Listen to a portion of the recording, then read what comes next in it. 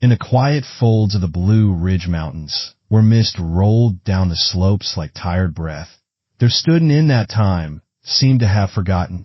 Locals called it the Wynn Inn, though few remembered who the Wynns truly were.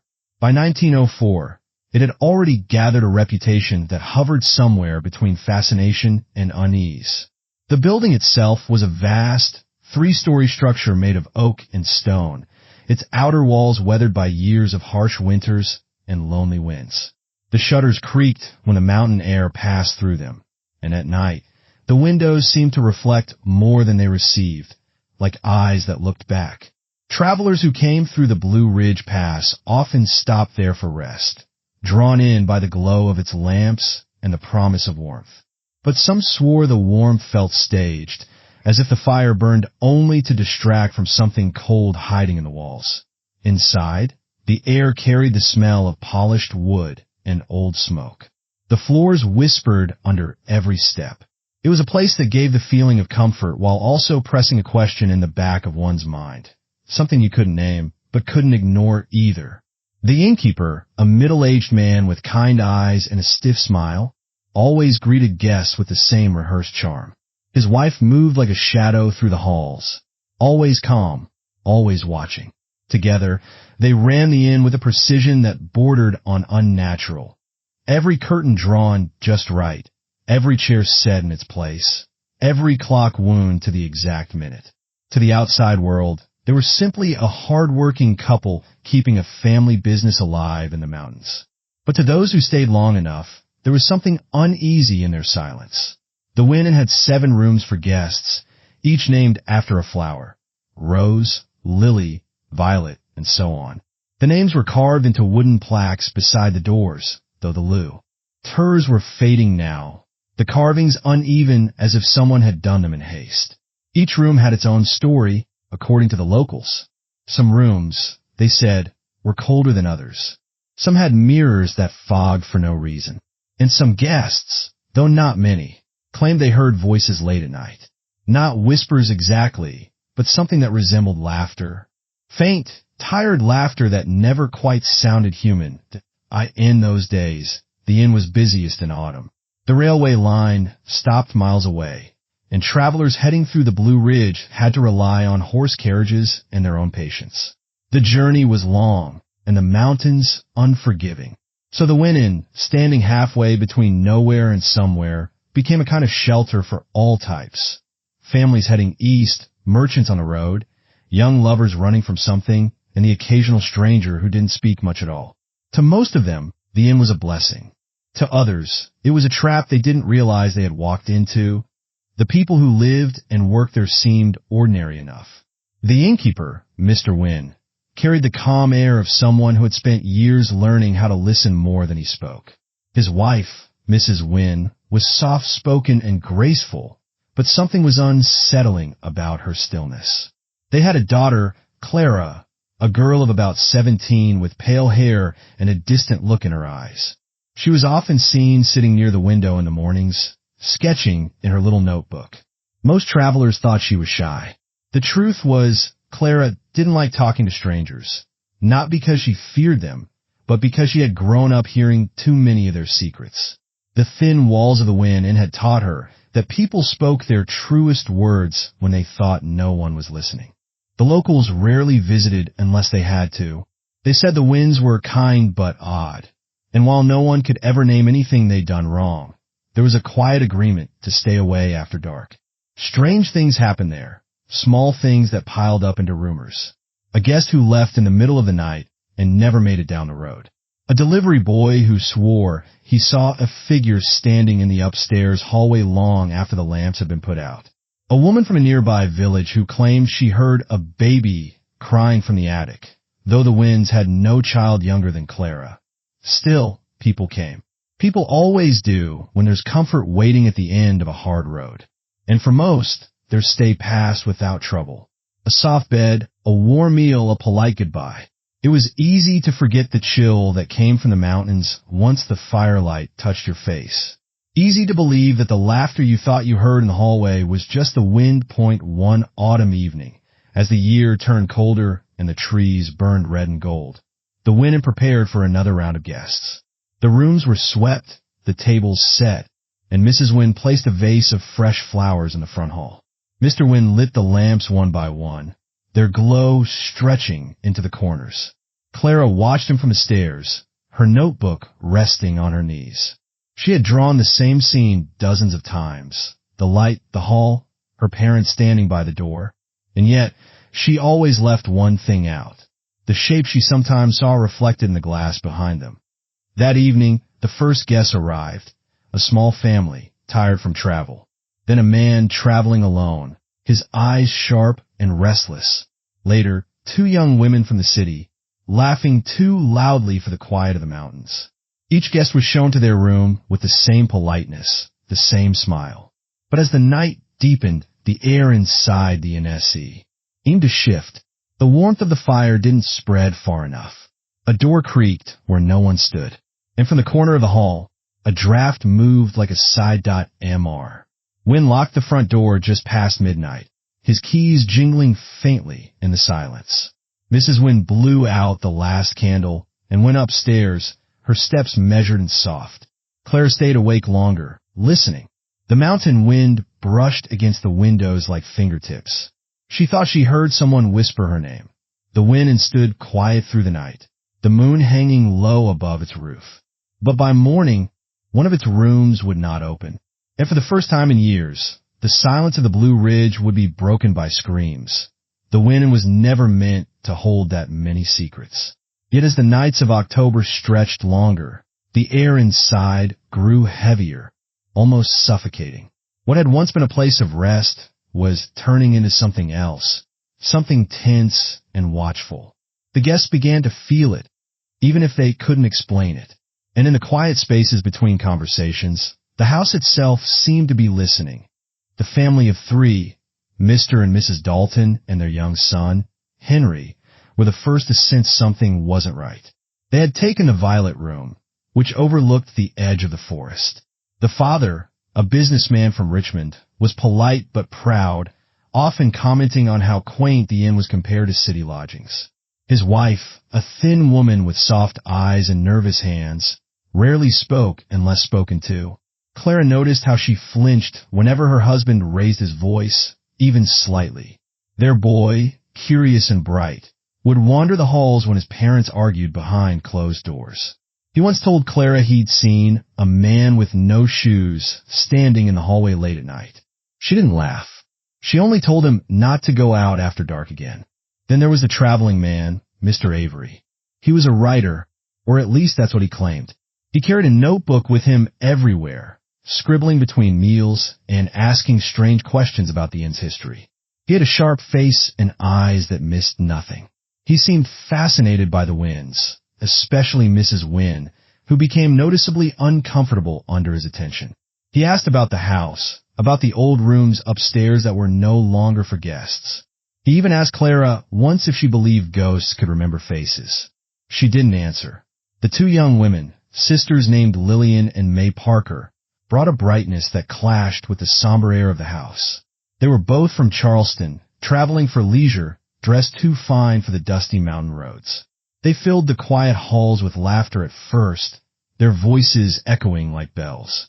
But even their laughter began to fade after a few nights. Lillian claimed her room smelled of damp soil, though no one else noticed. May said she heard someone humming near her door just before dawn. When Mr. Wynn checked, no one was there. Every morning, Mrs. Wynn would serve breakfast with the same quiet smile, her eyes fixed on nothing in particular. She seemed tired, older somehow, though her face hadn't changed. Her husband was different, too. The cheer in his voice sounded forced now, as though he was covering something. Fear or guilt, no one could tell. They barely spoke to each other when guests were around, and when they did, their words were cold and careful. Clara felt it most of all. The house she had grown up in was changing. She noticed how the floorboards groaned at odd hours, as if someone were pacing upstairs. Doors that had always stayed locked were now left slightly open. And every night, she dreamed of voices calling from the walls.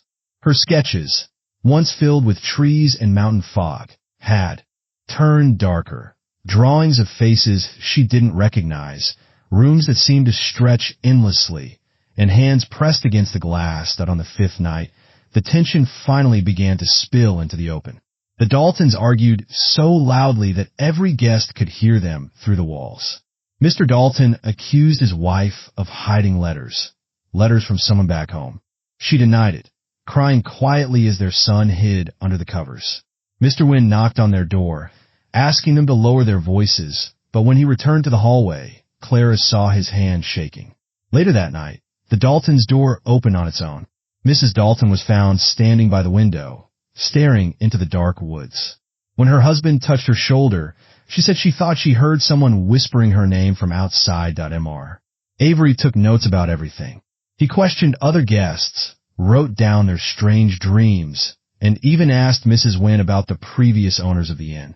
She avoided him as best she could, though sometimes, when she thought no one was looking, she'd watch him from across the dining hall, her eyes sharp, almost fearful. One evening, he caught her gaze and smiled faintly, as if he already knew her secret. The Parker sisters, restless and uneasy, began whispering about leaving. May said she didn't sleep anymore. Lillian said she kept hearing someone walking above her ceiling, though their room was on the top floor. They told Clara they planned to depart in the morning. But by dawn, Lillian woke up alone, her sister's bed empty, the covers cold. The inn was searched, every hallway and cellar, but May was nowhere to be found. Mr. Wynn assured everyone she had probably left early, maybe walked to the next village. But there was a flicker of fear in his eyes that betrayed him. Clara knew something terrible had happened. She wanted to believe May had left, but her sketchbook told her otherwise. She had drawn May the night before, standing at the end of the hallway, her face half in shadow. In the morning, Clara found the same drawing again, but this time, someone had smudged the charcoal, blurring May's figure until it was nothing but a dark stain. That day, the guests began to turn on each other. The Daltons accused Mr. Avery of knowing more than he said. He defended himself sharply, claiming that the Wynns were hiding something about the history of the house. He said no records existed of any Wynn family owning the property before the war. Mr. Wynn dismissed him with a tight smile, insisting that not all things were meant to be written down. Mrs. Wynn grew quieter. She wandered the halls late at night, sometimes stopping at the doors of the guest rooms, as if listening for movement inside. Clara once saw her whisper something to the locked attic door before turning away, her expression hollow. When Clara asked about it, her mother only said some rooms were never meant to be opened. The mountain outside grew colder, the fog thicker. The guests, now uneasy and sleepless, began staying together in the parlor, avoiding the upper floors. The fire burned constantly, though no one seemed to feel its warmth. Conversations turned short and tense. Everyone watched everyone else. The inn felt alive, breathing, waiting. Then came the night of the storm. The rain fell hard, and thunder rolled over the ridge like cannon fire. Mr. Dalton paced the hall, muttering about leaving as soon as daylight broke. His wife sat trembling by the hearth, clutching her rosary. Mr. Avery, restless, kept writing even as the lights flickered. "It's not the house," he said under his breath. "It's them." No one asked what he meant. When the wind blew the front door open, everyone jumped. It was only the storm, they thought. But Clara noticed muddy footprints on the floorboards, bare feet, small like a child's. She followed them quietly, her candle shaking in her hand, until they led her to the end of the hall, where the attic stairs began. The door was open. She had never seen it open before. Inside, the air was cold and stale. The single window let in flashes of lightning that cut through the dark. In the corner, beneath a sheet, stood something shaped like a cradle. Clara reached out, her heart pounding. She lifted the cloth and froze. The cradle was empty, but beside it, on the floor, were dozens of small sketches. Faces of people she had never drawn. Some were crying, some were screaming, and in the center of them all was one that made her drop the candle. It was May Parker, eyes wide, mouth open, as if caught in the moment before a scream. Downstairs, Mrs. Wynn screamed. The sound tore through the inn like a blade. The guests rushed to the parlor. where she stood pointing at the fireplace. Something was burning there, something wrapped in fabric. Mr. Wynn tried to pull her back, shouting for her to stop, but the fire only flared higher. The smell that followed wasn't wood.mr. Avery was the first to break. He demanded answers, his calm voice cracking into anger. He accused the Wynns of killing May, of hiding something in that house. Mr. Wynn denied everything, but his words carried no strength anymore. Clara stood frozen on the stairs, the candlelight shaking across her face. She looked at her mother, who now sat on the floor, whispering to herself over and over. They never left. They never left. Outside, the storm raged, trapping them all inside. Doors refused to open. Windows are stuck fast. The house groaned like it was alive, feeding on the fear that filled it. The guests gathered together, trembling, waiting for morning. But in their hearts, they already knew that not all of them would see the sun rise. Somewhere above them, in the dark attic, a lullaby began to play. Soft, broken, and far too human to belong to the wind. The storm did not stop that night. It clawed at the walls of the Wynn Inn, rattling the windows like a desperate thing trying to get in, or maybe trying to get out. The wind howled through the cracks, carrying with it a low moan that seemed to come from the very bones of the building. Downstairs, the fire still burned, though the flames had turned strange, too tall, too wild, as if feeding on something that shouldn't have been there. The guests were gathered in the parlor, their faces pale and drawn in the flickering light. No one spoke. No one dared to move. Mrs. Wynn sat near the fireplace, rocking slowly, her lips moving in a whisper that no one could understand. Her husband stood beside her, one hand on her shoulder, his knuckles white. His calm had broken, the charm, the control gone. His eyes darted toward every sound, every shadow. He looked like a man standing on the edge of a truth he no longer wanted to face. Mr. Avery broke the silence first. "What happened to May Parker?" he demanded, his voice sharp enough to cut through the storm outside. No one answered. The Daltons huddled together, the mother clutching her child close, her eyes filled with dread. "You said she left," Avery continued, stepping closer to the fire. "But you lied. You know you did." Mrs. Wynn lifted her head slowly. "She didn't leave," she whispered. The room went still. None of them ever leave.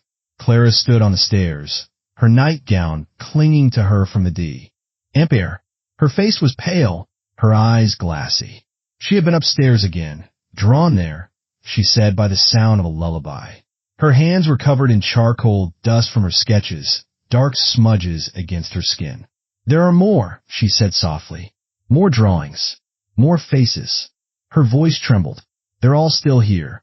The storm roared, shaking the doors. Mr. Wynn turned toward his daughter, his face tightening.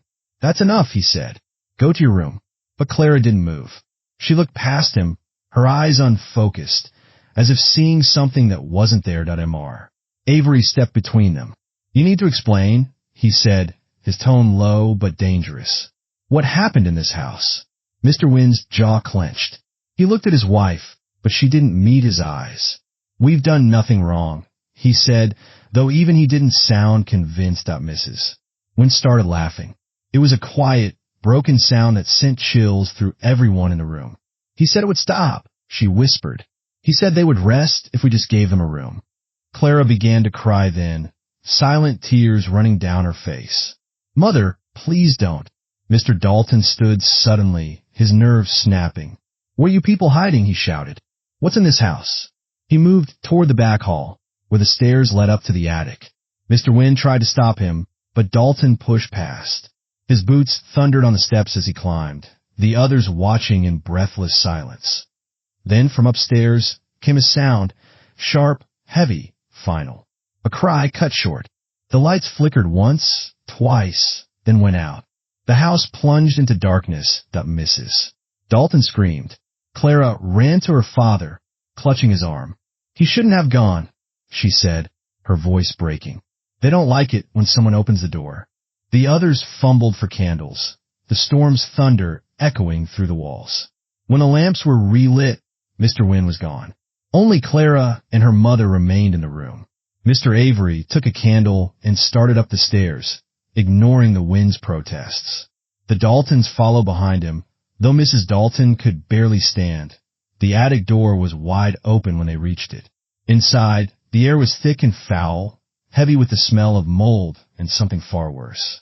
The flickering candlelight danced across the walls, revealing old furniture, covered sheets, and a row of portraits stacked against one another. Faces of people they didn't know. Some of them looked freshly painted, and then they saw him. Mr. Dalton lay sprawled on the floor, his body twisted, his eyes open in shock. His throat was dark bruised. Around him, the dust was disturbed, like someone had been standing over him. But there were no footprints. Mrs. Dalton fell to her knees, sobbing, while Avery stood frozen, his candle shaking. "There's no one here," he said, his voice barely a whisper. No one. Behind them, the attic door slammed shut. The candle blew out. Panic erupted. Avery pounded on the door, shouting for help, but the wood didn't budge. Mrs. Dalton's screams filled the darkness. And somewhere in that pitch-black space, a voice began to hum. A woman's voice, soft and close, singing the same lullaby Clara had heard. Downstairs, Clara clung to her mother. "You said it would stop," she whispered. "You promised." Mrs. Wynn's face was pale and wet with tears. "It was supposed to," she said. "They wanted peace. That's all they ever wanted." Clara shook her head. "You lied to me." Her father appeared again in the doorway, his clothes soaked, his expression hollow. "It's done," he said. "We can't fight it anymore." Lightning flashed, illuminating his face. In his hand was something dark, something wet. The handle of a broken lantern. The smell of smoke followed him like a trail. "They won't stop, Margaret," he said to his wife. "Not until we finish what we started." Mrs. Wynn's composure cracked. "No," she said, backing away. "We can't do this again." He moved toward her slowly. "You know what the house wants." Before anyone could react, he grabbed her wrist. She screamed, pulling back, but he was stronger. The struggle turned violent, raw, desperate. The sound of furniture breaking filled the room. Clara tried to pull them apart, crying for them to stop, but her father shoved her aside. She fell hard against the wall, the wind knocked out of her. The fire in the hearth roared higher, spilling sparks across the rug. The smell of burning spread. Mrs. Wynn's voice broke into sobs. "Please, Thomas, stop," but he didn't. He pinned her down, his face twisted with something between madness and grief. Then a single gunshot cracked through the storm. The room froze. For a heartbeat, no one moved. The sound seemed to hang in the air, echoing through every floorboard. When Clara lifted her head, her father was on the ground. The pistol lay beside him. Her mother knelt over him, shaking, her hands stained with blood. "He was going to kill us," she whispered. "He said they told him to." Her voice trembled as she looked around the room, as if expecting someone else to be there. "Do you hear them, Clara? They're still here." The fire spread fast, eating through the old wood. Mr. Avery burst from the stairs, dragging Mrs. Dalton behind him. He took one look at the scene and froze. "We have to get out," he shouted. "Now." Clara stood still, her gaze fixed on her mother, who hadn't moved. "Go," Mrs. Wynn said softly. "Take her and go." A beam cracked overhead. The walls groaned. Smoke filled the room, thick and choking. Avery grabbed Clara's hand and pulled her toward the door. She resisted for a moment, looking back one last time at her parents, the only home she'd ever known. And then she ran. Outside, the rain hissed against the flames. The house burned bright against the storm, a glowing shape swallowed by black clouds. The screams from inside echoed through the valley, rising and falling like the wind. No one ever saw Mrs. Wynn again. When the storm finally broke, the Wynn Inn was nothing but a shell, charred beams and ash, the air still thick with the smell of death. Clara sat in the mud beside the road, her face blank, her hands trembling. Avery stood beside her, silent. Behind them, the inn crackled and collapsed, sending sparks into the wet night. And one spoke of what they had seen. The gun, the fire, the faces in the attic. But in the morning, when the smoke cleared, the ruins still stood smoking. And though the rooms were gone, the air still carried a faint sound, drifting from the blackened stones like a lullaby. Soft, broken, and endless. When the storm finally passed, dawn crept over the blue ridge in silence. The rain had stopped, but the air was heavy and damp, filled with the faint hiss of smoke still rising from what was left of the Wynn Inn. The fire had eaten through nearly everything: walls, ceilings, even the great oak staircase that had once been the heart of the house. What remained was a skeleton of blackened beams and scattered stone, standing against a gray sky that seemed to mourn with a TBY midday. Word had spread through the valley. The Wynn Inn had burned to the ground, and no one was sure how many had made it out alive. When a group from the nearby village arrived, they found only 2 survivors, Clara Wynn and a man identified as Samuel Avery, the traveler who had been staying there. Both were sitting by the road, soaked, trembling, their eyes hollow and unfocused. Clara didn't speak for hours. When she finally did, all she said was, "They're gone. Everyone's gone." The locals pulled what they could from the ashes. They found 2 bodies in what was once the parlor, 1 male, 1 female, burned beyond recognition. It was assumed they were Mr. and Mrs. Wynn. Another was found in the attic, identified later as Mr. Dalton. His wife's screams still echoed in some of the villagers' minds long after that day. No one could find May Parker's body, nor any trace of the boy, Henry Dalton. Some said the fire had been too fierce, that there was nothing left to find. Others whispered that they had never been in the fire at all. In the following days, the valley filled with rumors and fear. The Wynn Inn had stood for nearly 40 years, a familiar sight for travelers passing through. It had been a place of warmth, a resting point between towns. Now it was a burned-out ruin, its story spreading like wildfire through the mountain towns. People spoke of voices, of curses, of the sins of the Wynn family catching up to them. Some swore they had seen faces in the smoke that night, faces crying out from the fire, calling for help. The sheriff came from 2 towns over to investigate, though he didn't seem eager to linger. He questioned Clara and Avery for hours. Clara's answers were scattered. She talked about drawings, about laughter in the walls, about a cradle in the attic.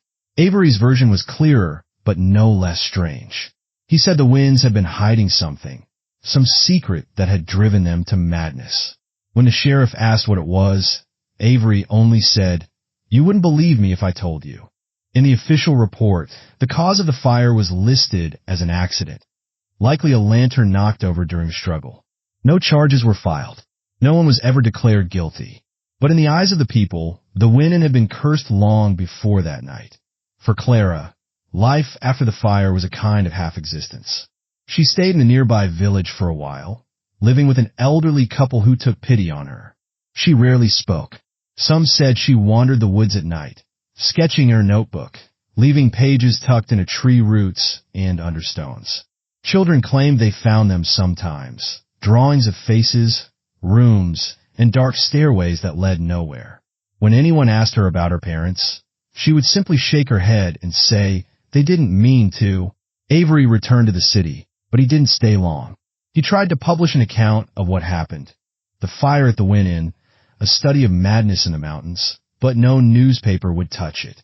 His editor told him it read more like a ghost story than a report. Within months, Avery disappeared from public view. Some claimed he went back to the Blue Ridge, that he couldn't stop dreaming about the house, about the faces he swore he saw in the flames. Others said he took his own life. No one ever proved either story. The Daltons' relatives came from Richmond to collect what little was left. Mrs. Dalton was buried beside her husband, though she was barely recognized when they found her, her mind gone, her body weakened by shock. The boy, Henry, was never found. For years afterward, travelers swore they saw a child wandering the mountain road near where the inn once stood, barefoot and silent, always walking toward the ruins but never reaching them. The townspeople avoided the site after that. Even animals stayed away. The grass refused to grow there, and the smell of smoke never quite left. Some nights especially, while when the wind blew down from the ridge, locals claimed they could hear a faint melody drifting through the trees. A lullaby, always the same one that Clara grew into a quiet young woman, pale and distant, her eyes shadowed by memories no one could understand. People tried to be kind, but she carried an unease with her, something others could feel even if they didn't know why. She never left the mountains. Decades later, her name appeared again in the local paper. She had been found dead in her cottage, a candle still burning beside her bed. On the wall above her desk were dozens of her old sketches, some yellowed with age. In every one, the same thing appeared. The Wynn Inn, whole and standing, its windows glowing softly, as if the fire had never touched TBY then. The legend had already taken on a life of its own. The story of the Wynn Inn spread beyond Blue Ridge, to Virginia, to North Carolina, to the small mountain towns where people still whispered about haunted places. Every version was a little different. Some said Mr. Wynn had murdered his wife out of madness. Others said the house itself had consumed them all. A few even claimed that the Wynns had been hiding the bodies of travelers for years, burying them in the cellar beneath the inn. The truth, whatever it had been, was buried with the ashes. But the fear lingered. The old road that once led to the inn fell into disuse. The foundation stones were eventually covered by moss and dirt, though the locals always said they could still feel the ground tremble when the storms came. The crime itself faded from memory, but the wound it left never did. The valley carried it like a scar, a reminder that even in the most beautiful places, darkness can take root quietly, patiently, until it devours everything in its path. Years later, when travelers came through the Blue Ridge and stopped in nearby inns, they would sometimes ask the locals about the old Wynn Inn. The older folk would lower their voices and say it wasn't a place worth talking about. But now and then, someone would mention the girl, the daughter who survived, the one who kept drawing the inn long after it was gone. And if you asked what happened to those drawings, no one could say. They'd simply shrug, look toward the woods, and whisper that maybe the house never truly burned. Maybe it just waited for the next traveler, the next guest, the next soul to step through its doors. Because in the mountains, stories never die. They just change shape. And the Wynn Inn, even in ruins, was never really gone. It was still there in the fog, in the whispers of the trees, in the faint trace of smoke that sometimes rose from the ground when the wind was just right. A silent reminder of a night when madness, grief, and something far older than either claimed everyone inside, and left only one girl to remember the sound of a lullaby that never ended. Years passed, but the story of the Wynn Inn refused to fade. The land had long been reclaimed by the forest. In the quiet hours, locals still swore the air there carried the smell of smoke. The tragedy had settled deep into the soil and into the collective memory of the Blue Ridge Valley, becoming less a historical event and more a cautionary myth whispered from one generation to the next. When the last official inquiry into the fire closed, the report offered no clear answers. No evidence of arson. No surviving proof of murder. The sheriff's office concluded it as an unfortunate domestic tragedy, possibly influenced by isolation and psychological distress. That phrasing, cold, bureaucratic, and vague, became the final word in the legal record. Justice, at least in the traditional sense, had no place here. No arrests were made, and no verdict was reached. Yet, for the people who lived through it, the absence of justice was its own kind of punishment. For Clara Wynn, the survivor, the years that followed were an endless reckoning. Though she escaped the fire physically unharmed, her mind remained trapped inside it. Therapy, the local priest, even extended family, all tried to help her rebuild her life, but she remained haunted by visions of the inn as it once was. Her mother's laughter echoing in the hallways, her father's shadow stretching too long in the lamplight. In public, Clara was described as fragile but kind, a young woman who sketched obsessively as if trying to capture something lost. Privately, she struggled with guilt, a belief that she had survived not by luck, but because the house had chosen to let her live. When Clara died years later, her cottage revealed a haunting clue to her state of mind.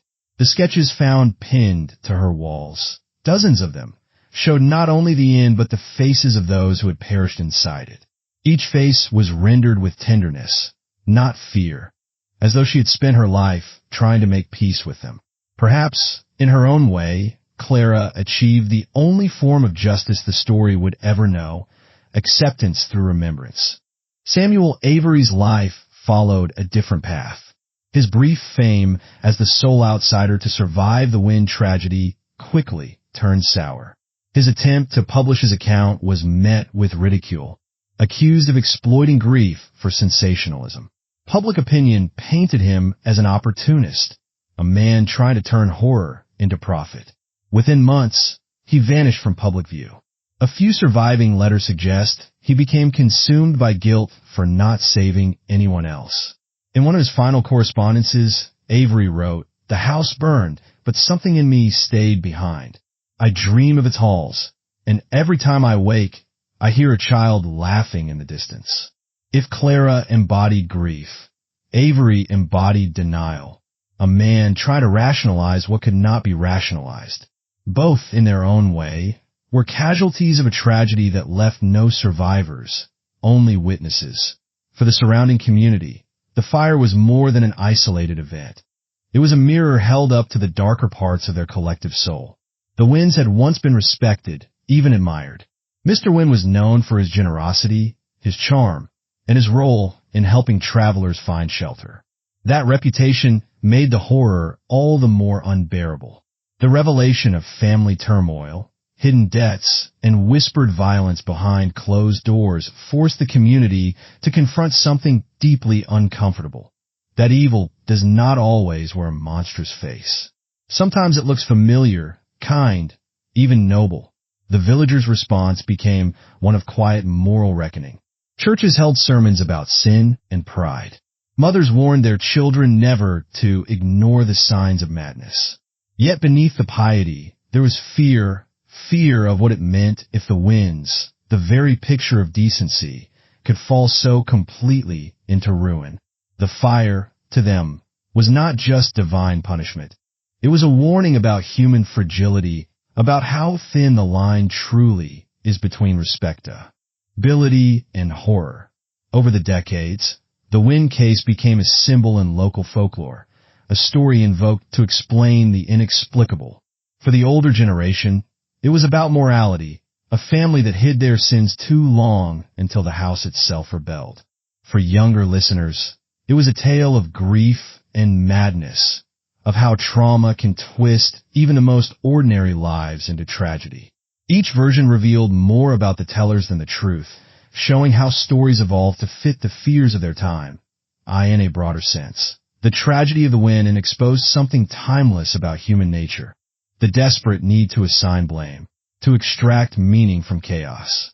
When faced with horror, people seek patterns. They invent villains or curses because the idea that something senseless could destroy so many lives is too unbearable. But perhaps that was the real curse of the Wynn Inn. Not that it was haunted by ghosts, but that it forced people to confront the ghosts within themselves. The jealousy, the denial, the small cruelties that fester when no one is watching. Legally, the case closed quietly. Socially, it never did. For years afterward, visitors who passed through the valley remarked on how the locals spoke of the Wynn Inn with a mixture of sorrow and shame, as though it represented something they all had failed to prevent. The lack of resolution became a wound that never healed, echoing a broader truth about justice itself, that it is not always about punishment, but about understanding. And in this case, understanding was something no one could fully reach, in the grander view. The story of the Wynn Inn reveals the uneasy balance between morality and madness, between appearance and truth. It questions the very foundation of how society defines justice. Can there be justice without truth? Can truth exist when fear shapes memory? Each character's downfall, Mr. Wynn's pride, Mrs. Wynn, silence, Dalton's obsession, Avery's exploitation, and Clara's guilt, mirrors the ways humans fail one another when empathy gives way to secrecy. Power dynamics, too, pulse beneath the tragedy. The patriarch's dominance, the wife's quiet suffering, the servant's voiceless obedience, all reflect the social order of their time, one built on control and repression. The crime, whatever its origins, became the inevitable collapse of that order, a literal and moral implosion. In that sense, the fire was both destruction and revelation, reducing lies to ash so that uncomfortable truths could finally breathe. What remains, then, is a reflection on morality itself. The Wynn Inn teaches that morality is not a shield. It is fragile, easily fractured by fear, guilt, and desire. The story underscores how isolation, geographical, emotional, or social, can distort perception and erode judgment. It also reveals a universal truth about human behavior, that beneath every act of violence lies a chain of smaller failings, moments of pride, silence, denial, that paved the way toward catastrophe. In the decades that followed, historians and psychologists revisited the Wynn case as an example of early 20th century isolation psychosis, a tragic outcome of family confinement and repressed trauma. But locals never saw it that way. To them, it was simpler and sadder, a story of good people who lost their way. If there is a lesson buried beneath the ash, it is this: that truth and guilt are not opposites, but reflections of one another. That sometimes the only justice left is the memory of what went wrong, carried forward as a warning. Clara's life, spent sketching the house over and over again, can be seen as her attempt to preserve that warning, to keep others from forgetting. And so, the legend endures. The inn is gone, but its story continues to flicker in campfire tales, in the nervous laughter of travelers who pass through Blue Ridge at dusk. It serves as a reminder that every act of horror begins with something small and human: a lie, a secret, a moment of silence when the truth should have been spoken. Justice was never served for the Wynn family, not in the way the law defines it. But perhaps that was never the point. The true reckoning lay in what the story revealed about humanity: that we are capable of both immense love and unfathomable cruelty, and that the distance between the two is frighteningly small. In the end, the ruins of the Wynn Inn stand not just as the remains of a tragedy, but as a monument to the fragility of morality itself. A place where human nature was stripped bare and left smoldering beneath the weight of its own secrets. And maybe that is the only conclusion that fits: that the fire did not destroy the Wynn Inn. It merely exposed what was already burning within.